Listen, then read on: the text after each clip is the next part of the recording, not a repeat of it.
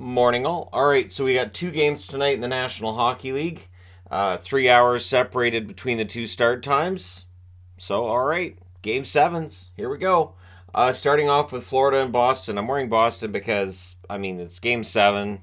If they lose, they lose. It might be my last chance to wear their jersey for a preview, and if they win, hey, there you go. So for the Boston Bruins, this really is either going to be a game where they overcome that adversity of the first round, or they become the butt of jokes for the next however long. So it's going to be an interesting one because it looks like Swayman should be the starter. That being said, it's still not officially confirmed. Jim Montgomery wouldn't confirm any changes for tonight. Makes sense. You don't want to tip your hand to the Panthers. Bobrovsky for the Panthers, 883 save percentage so far in this series. You got to think he's starting game seven. Lyon with a 902 save percentage, whereas Olmark sitting at an 896 save percentage. As I've been saying, I don't think he's 100%. And Swayman didn't allow a goal in his brief appearance earlier in the round.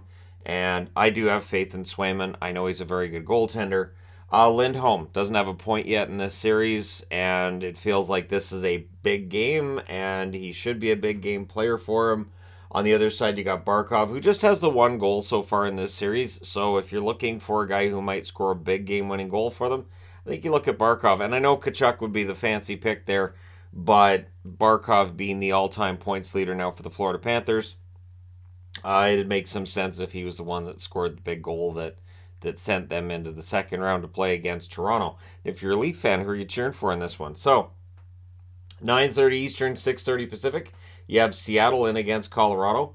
And for Seattle, they've pushed this series further than anybody thought they would, but it's going to feel disappointing on some level if they don't win the series in the end.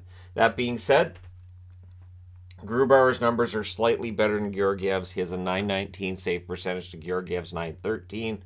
Beniers stands out as a player who just has one goal so far in the playoffs. And again, if you're looking for somebody who might have a big game seven and become part of lore for years to come, maybe it'll be Matty Beniers. Maybe it'll be Bowen Byram for Colorado, who had a goal and it was taken back because of it being on an offside play. He just has the 3 assists so far. He didn't have a goal during last year's run either. He's due, right? So, Cogliano, of course, as we have found out, is out indefinitely. Fractured C5 on that hit from Eberle. And I've been a proponent for basically making it so that, these checks from behind, these dangerous checks that we've talked about for years would be more heavily punished. They generally aren't. And so, yeah, this is just another example of how, that's how the rules are called, and there are those of us who'd like to see the rules called differently.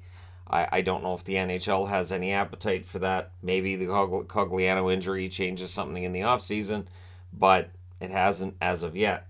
So, we'll see how Colorado does with that. The good news for Colorado is that they're used to dealing with these next man up situations, and so they should be fine dealing with this one as well. And it might just fire them up a little bit too. So, getting into some news coming out of last night and everything, of course, Toronto, their first series win in 6,948 days. It's been a while. The last time that they won a series, the number one song, I had to look this up, was Yeah by Usher, which is a great song. That was a long time ago. The number one movie was Man on Fire, starring Denzel Washington. And I put starring Denzel Washington because there may be people watching this going, Man on Fire? Right. So, it's been a while. And they are the first team to win in 3 overtimes on the road in a series. So Toronto's setting some good history, and so we'll see how things go for them in round 2. And again, they will play the winner of Boston, Florida. I would think that most Toronto fans will probably be rooting for a Florida upset. You get the games at home. Florida would be seen as probably being a weaker of the two. But, from a storyline perspective, if it's Boston, Toronto, hey, Toronto exercised some demons last night.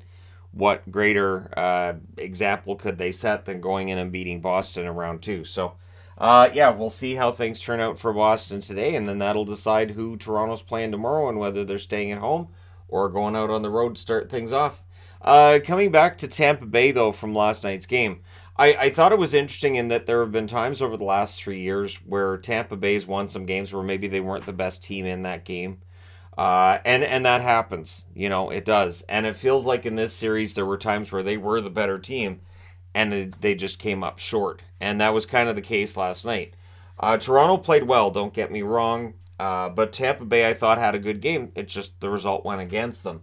The one interesting thing, of course, that a lot of people have been pointing out is that Tanner Jeannot, having been a healthy scratch to close out the series, that doesn't reflect well on Julien Brisebois' decision to trade 5 draft picks for Tanner Jeannot. 5. So that's a trade that may very well. It's already not aging well. We'll see how that trade is looked back upon. It was a lot for Jeannot at the time, and it was betting on him. It felt like it was betting on him bouncing back from a rough season in Nashville, and he didn't. It just didn't work. So the mojo that had worked so well for Tampa Bay when it came to trade deadline acquisitions and trading out firsts and prospects for veterans that can help right away, it just did not happen this year. It just didn't work. So we'll see what kind of changes happen in Tampa Bay in the offseason. There is, of course, the built-in reality that they played a lot of hockey over the last 3 years. So having a longer summer this year may very well benefit them as well for next season. But let me know your thoughts in the comments section below. As always, don't forget to hit like and subscribe if you're browsing your way through. You just happened upon this video. Thank you guys so much for watching, for all your support. I will talk to you again soon.